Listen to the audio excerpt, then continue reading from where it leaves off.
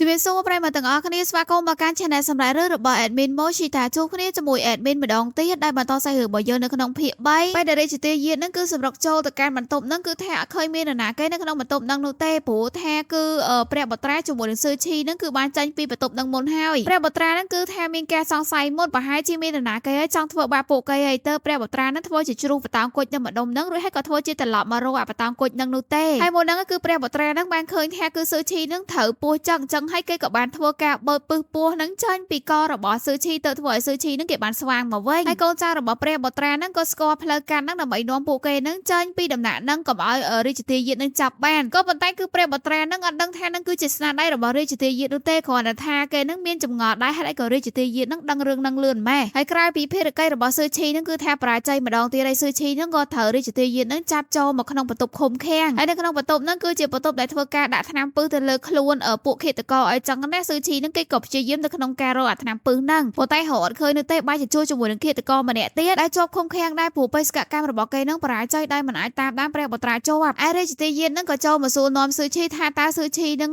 ងគឺលងស្រឡាញ់ជាមួយនឹងព្រះបត្រាហើយអីបានជាឃាតករដែលមានជំនាញនឹងបាយជាធ្វើការបរាជ័យម្ដងហើយម្ដងទៀតអញ្ចឹងតែទោះបីជាសឺឈីនឹងបានអះអាងថាខ្លួននឹងគឺជាឃាតករគ្មានបេះដូងទៅស្រឡាញ់នរណាក៏ដោយក៏រាជទាយាទនឹងបានប្រាប់ថាដែលរវាងសឺឈីជាមួយនឹងព្រះបត្រាគឺថាមានតែម្នាក់ប៉ុណ្ណោះដែលអាចរស់រានមានជីវិតបានអញ្ចឹងបានន័យថាគឺរាជទាយាទនឹងកំពុងតែគម្រាមនៅក្នុងការសម្លាប់ព្រះបត្រាហើយបើមិនអញ្ចឹងទេគឺសម្លាប់សឺឈីហើយរាជទាយាទនឹងក៏ចង់សម្លាប់ឃាតករដែលនៅក្បែរខ្លួនរបស់សឺឈីដោយសារតែនាងនឹងគឺបានធ្វើបេសកកម្មបរាជ័យតែសឺឈីនឹងគេក៏បានហាមឃាត់ថាឃាតករម្នាក់នឹងគឺមានគុណសម្បត្តិអញ្ចឹងហើយគួរតែឲ្យគេនឹងគឺស្លាប់នៅក្នុងបេសកកម្មមិនគួរស្លាប់នៅក្រោមដៃរបស់រាជទាយាទឡើយសឺឈីគឺគេខំព្យាយាមនៅក្នុងការជួយឃាតករម្នាក់នឹងប៉ុន្តែគឺរាជទាយាទនឹងខឹងជាមួយនឹងសឺឈីដោយសារតែសម្ដីរបស់សឺឈីនឹងគឺនិយាយមកដោយព្រះបត្រាពេកទើបឃាតករម្នាក់នឹងក៏អង្វរកុំឲ្យធ្វើបាបសឺឈីគឺគេសុកចិត្តធ្វើការលេបថ្នាំពឹសអញ្ចឹងថ្នាំពឹសនឹងបន្ទាប់ពីលេបហើយគឺនឹងស្លាប់ហើយបើសិនជាអត់មានថ្នាំប្រសាពីរាជទាយាទដែលមុននឹងស្លាប់នឹងគឺឃាតករម្នាក់នឹងក៏ប្រាប់សឺឈីថាគេនឹងមិនដឹងថាសឺឈីនឹងកំពុងតែស្វែងរកអាថ្នាំពឹសនឹងដើម្បីអីនោះទេប៉ុន្តែឥឡូវនឹងវាកំពុងតែនៅក្នុងពោះគេហើយអញ្ចឹងគឺឃាតករម្នាក់នឹងឲ្យសឺឈីនឹងគឺវះពោះរបស់គេដើម្បីយកគ្រាប់ថ្នាំដែលបានលេបមុននឹងការស្លាប់របស់ឃាតករម្នាក់នឹងក៏ធ្វើឲ្យសឺឈីនឹងគឺឈឺចាប់មកតងហើយតែតើត្រូវវះពោះគ្នាទៀតនឹងគឺសឺឈីនឹងកាន់តែឈឺចាប់ប៉ុន្តែធ្វើមិនទេនឹងគឺជាឱកាសរបស់គេរួចមកសឺឈីនឹងគេក៏យកថ្នាំនឹងយកមកបកគោលឲ្យអ៊ីឡាប៉ុន្តែអ៊ីឡានឹងគេមិនទាន់អាចចាក់ចេញពីរាជវាំងបាននោះទេព្រោះថាផ្នែកចំហរបស់រាជទាយាទនឹងនៅជុំវិញនឹងសឺឈីនឹងក៏ប្រាប់អ៊ីឡាថាគឺគេមានផែនការដែលផែនការរបស់គេនឹងគឺចង់សម្រាប់រាជទាយាទចាទៅពួកគេនឹងមានសេរីភាពតែនៅក្នុងនោះសឺឈីគឺមិនអាចធ្វើបាននោះទេមានតែឋានៈជាអ្នកម្នាងរបស់គេប៉ុណ្ណោះដែលអាចធ្វើបានអញ្ចឹងគឺសឺឈីនឹងចង់ប្រើប្រាស់ព្រះអង្គ3ថ្ងៃក្រោយមកគឺថាសឺឈីនឹងគេក៏តាក់ចិត្តព្រះអង្គបានហើយអញ្ចឹងគេនឹងក៏ត្រូវទៅគេជាមួយនឹងព្រះអង្គហើយតួប្រុសរបស់យើងនឹងក៏អត់ទាន់ដឹងដែរតតែមេដារបស់ខ្លួននឹងហៅទៅឲ្យជួយរើសអំណោយសម្រាប់សឺឈីតព្រះបត្រាបានដឹងគេពុតហើយគឺស្រាប់តែយកខ្សែដៃមួយខ្សែនឹងរត់ទៅរកសឺឈីតែម្ដងដោយយល់ថាមេដារបស់គេនឹងគឺប្រទានខ្សែដៃនឹងមកឲ្យសឺឈីអញ្ចឹងទៅសឺឈីនឹងគេក៏បានឲ្យអ៊ីឡានឹងគឺថានាំសេនានឹងទៅមុនគេទៅសឺឈីនឹងក៏យកខ្សែដៃនឹងពីដៃរបស់ព្រះបត្រាតែព្រះបត្រានឹងគឺថាមិនព្រមលែងណាដោយរបៀបថាគេមិនដៃចិត្តដល់ដឹងអញ្ចឹងសឺឈីនឹងគេក៏ស្រាប់តែប្រាប់ឲ្យព្រះបត្រានឹងគឺថាថើបមាត់របស់គេហើយព្រះបត្រានឹងលង្កៀងតែម្ដងអត់យល់ពីអត្ថន័យរបស់សឺឈីនឹងគេក៏បានហក់ទៅថាព្រះបត្រាតែម្ដងព្រះបត្រាយើងនឹងខំតអសម័យថាគឺជាស្នាមថើបបែបស្នេហាតែប៉ុន្តែគឺសឺឈីនឹងគេបឈឺព្រះបត្រាហើយសឺឈីនឹងក៏ប្រាប់ព្រះបត្រាថាព្រះបត្រានឹងគឺថាឈប់សម័យអីទៀតទៅគេកំពុងតែរៀបទៅផ្ទុំជាមួយនឹងព្រះអង្គហើយដល់ពេលដែលសឺឈីនឹងមកដល់ដំណើររបស់ព្រះអង្គហើយគឺថាសឺឈីនឹងមានទៅបម្រើព្រះអង្គណាគឺគេនឹងបានបំពោលព្រះអង្គពេលដែលសឺឈីនឹងចូលទៅកាន់បន្ទប់ខុបឃាំងនឹងគឺគេក៏បានរើរកថ្នាំពឹសនឹងក៏ប្រទះឃើញនៅអាថ្នាំមួយដែលធ្វើការសម្ដំផ្លូវចិត្តមនុស្សអញ្ចឹងណាគឺថាវង្វេងវង្វាន់បែបស្នេហានៅនឹងឯងអញ្ចឹងហើយគឺថាសឺឈីនឹងមិនតែចាំបាច់លះបង់ខ្លួនប្រាណរបស់គេនោះទេប្រើតែថ្នាំនឹងទៅគឺព្រះអង្គនឹងចាប់ចិត្តមកលើរូបគេហើយក៏ទាញផលប្រយោជន៍ពីព្រះអង្គដើម្បីកម្ចាត់រាជទាយាទដូច្នេះព្រឹកថ្ងៃបន្ទាប់មកគឺថាសឺឈីនឹងគេក៏បានញែកញក់ទៅកាន់ព្រះអង្គដោយសារតែព្រះអង្គនឹងគឺបានពេញចិត្តជាមួយនឹងសឺឈីហើយថាគេនឹងគឺបានរៀបការចូលមកកាន់រាជវាំងនឹងយូរហើយដែលគេនឹងក៏បាននឹកមេដារបស់គេចឹងទៅគេចង់បញ្ជូនអ្នកបម្រើរបស់គេនឹងដើម្បីយកអំណោយនឹងយកទៅថ្វាយមេដារបស់គ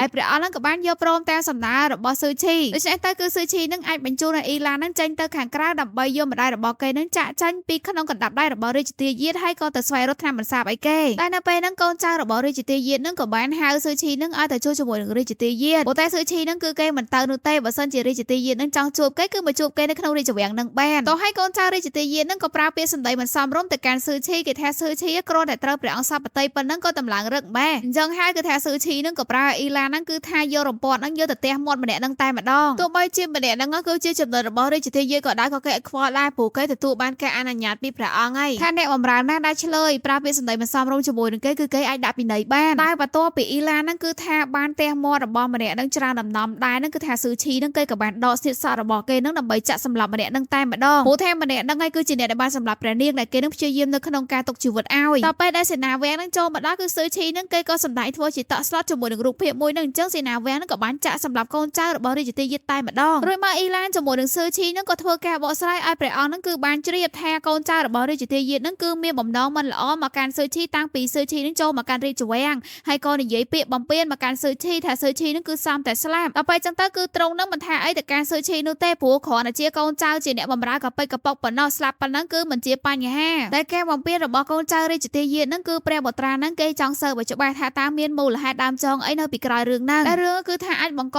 ហេតុឲ្យមានចំនួនរវាងនគរទាំងពីរព្រោះថាស៊ឺឈីហ្នឹងតំណាងឲ្យព្រះនាងមកពីខាងនគរវ័យយកខៃឡូមានអ្នកណាហ្នឹងគឺចង់ឈ្លានពានព្រះអង្គហ្នឹងក៏យល់សល់ជាមួយនឹងហេតុផលរបស់ព្រះបុត្រាយើងទៅអនុញ្ញាតឲ្យព្រះបុត្រាហ្នឹងធ្វើការស៊ើបអង្កេតចំពោះរឿងមួយហ្នឹងហើយព្រះអង្គហ្នឹងក៏បានស្ដីបន្ទោសឲ្យរាជទាយាទយើងខ្លាំងទៀតដោយត្រង់ហ្នឹងគឺថាមិនចេះអប់រំបដិបដៅកូនចៅរបស់ខ្លួនឯងឲ្យបានល្អហើយដោយសារតែទង្វើរបស់ស៊ឺឈីហ្នឹងទៅរាជទាយាទហ្នឹងក៏មករករឿងស៊ឺឈីដោយយកយុជីវិតម្ដាយរបស់ស៊ឺឈីហ្នឹងមកគម្រាមទៀតដែរតែស៊ឺឈីហ្នឹងគេក៏ប្រាប់វិញថារាជទាយាទគួរតែមើលថែម្ដាយរបស់គេឲ្យបានល្អដើម្បីជាប្រយោជន៍របស់ទ្រង់ផងដែរអញ្ចឹងរាជទាយាទយើងឥឡូវហ្នឹងគឺថាមិនទាន់អាចធ្វើអីទៅការស៊ឺឈីបានឡើយទេដោយសារស៊ឺឈីហ្នឹងគឺថានៅក្នុងវាំងរហូតបន្ទាប់មកស៊ឺឈីហ្នឹងគេក៏ប្រាប់ឲ្យអ៊ីឡានហ្នឹងគឺថារៀបចំចាក់ចាញ់ពីក្រុងហ្នឹងនៅថ្ងៃស្អែកដើម្បីទៅយកម្ដាយរបស់គេចម្លៀសចាញ់ពីក្នុងកណ្ដាប់ដៃរបស់រាជទាយាទហើយព្រះបុត្រាយើងដែលដឹងថាអ៊ីឡានគឺនឹងចាក់ចាញ់ពីរាជវាំងនៅថ្ងៃស្អែកហើយគេក៏បានយកអ្នកបម្រើម្នាក់ហ្នឹងយកមកជួយបម្រើស៊ឺឈីគឺម្នាក់ហ្នឹងមានឈ្មោះថាឈុនឆានហើយក៏ជាអ្នកបម្រើដែលស៊ឺឈីហ្នឹងធ្លាប់ជួយជីវិតពីអាម៉ាត់លីផងដែរមួយវិញទៀតគឺព្រះបុត្រាយើងដោយសារតែមានកូនចៅហ្នឹងគឺថាត្រូវទៅព្រមដែរអញ្ចឹងគេក៏សុំអ៊ីឡានហ្នឹងឲ្យកូនចៅរបស់គេហ្នឹងទៅអោនដំណើរជាមួយនឹងអ៊ីឡានដែរហើយអ៊ីឡានហ្នឹងមានតែបដិសេធអីមានតែសប្បាយ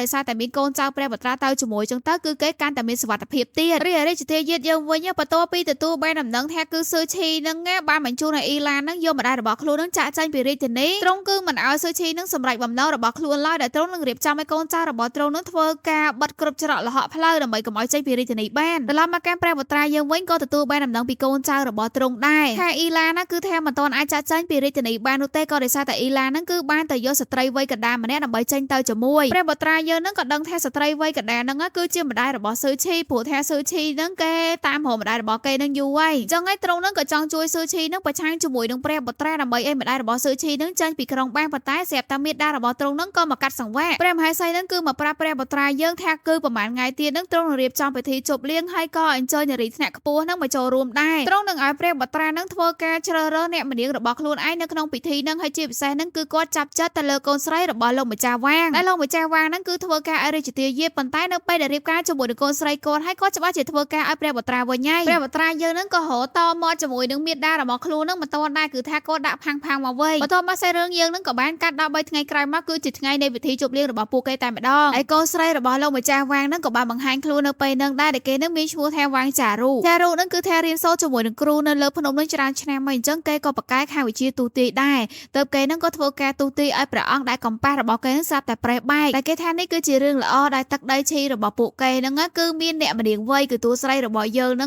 ជាអ្នករបៀបថាដូចជាតារាសំណាងគឺនឹងធ្វើឲ្យនគរហ្នឹងរុងរឿងថ្កុំថ្កើងតែគេពិតទៅគឺថាចារូហ្នឹងគឺគេនិយាយកុហកព្រះអង្គនោះទេនៅពេលដែលគេបានជួលជាមួយនឹងស៊ឺឈីតែម្នាក់ឯងហ្នឹងការទូទាយរបស់គេហ្នឹងមើលដឹងថាគឺស៊ឺឈីកើតមកមានការលំបាកវេទនាចឹងទៅហើយប្រប្រាស់ជាមួយនឹងគ្រួសារក៏ដូចជារស់នៅជាមួយនឹងភាពអត់ឃ្លានដូច្នេះហើយស៊ឺឈីហ្នឹងគឺថាមិនសមជាពនាងវ័យនោះឡើយអញ្ចឹងបានន័យថាគឺគេអាចសន្និដ្ឋានបានថាស៊ឺឈីហ្នឹងគឺជាពនាងខ្លាំងខ្លាយរីឯការទូទាយមុនហ្នឹងវិញក៏គេហ្នឹងក៏ហក់ព្រះអង្គដែរទៅធ្វើឲ្យស៊ឺឈីហ្នឹងក៏ឆ្ងល់បើដឹងការពិតហើយហេតុអីក៏លាក់បាំងចារូហ្នឹងគេក៏ថាក៏ព្រោះថាស៊ឺឈីហ្នឹងគឺជាមនុស្សដែលយាននឹងស្រឡាញ់យានហ្នឹងគឺជាព្រះបុត្រានឹងឯងហើយគេឥឡូវហ្នឹងក៏កំពុងតែផឹកស្រាជាមួយនឹងរាជទាយាទហើយចារូហ្នឹងគេក៏នៅតែបន្តទូទាយឲ្យស៊ឺឈីគេថាបន្តិចទៀតទៅគឺការដឹកនាំនគរហ្នឹងនឹងមានការផ្លាស់ប្ដូរចំណែកឯនគរឈីរបស់ពួកគេនឹងដួលរលំក៏ដោយសារតែស្នាដៃរបស់ស៊ឺឈីហើយពេលហ្នឹងព្រះបុត្រាយើងដែលកំពុងតែញ៉ាំស្រាជាមួយនឹងរាជទាយាទហ្នឹងគឺស្រាប់តែចេញអាការៈក្អួតចេញឈាមដែលគេហ្នឹងគឺបានពោលស្រាហ្នឹងប៉ុន្តែហ្នឹងមិនមែនជាស្នាដៃរបស់រាជទាយាទឡើយគឺព្រះបុត្រាជាអ្នករៀបចំតែខ្លួនឯងព្រោះដើម្បីទម្លាក់កំហុសឲ្យរាជទាយាទហើយព្រះអង្គហ្នឹងក៏បានដកតំណែងរាជទាយាទហ្នឹងពីការកាន់កាប